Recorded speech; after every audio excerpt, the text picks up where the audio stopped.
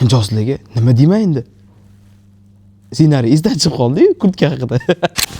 Siz kurtkaning narxini taxmin qilib turing, men sizga kurtkaning obzorini qilib beraman. Xo'p, hurmatli mijozlarimiz, bizning do'konimizga kurtkalarimizdan 4 xil variantingizga yetib kelgan. Kapshonkasiz, kapshonkali, sportivniy va hiking variantiga mo'ljallangan kurtkalarimiz. Mana shu kurtkalarimiz bu hiking variantiga mo'ljallangan cho'mchalar ko'p. Bel qismida mana shunaqa rezinkalar bor, tosib turadi, mahkam ushlab turadi. Xo'p, ikkinchisi bu ustunda kiyib olgan mana shunaqa kapshonkasiz, ko'rayotganingizdek, plashovka materialdan tikilgan, ichi puxli.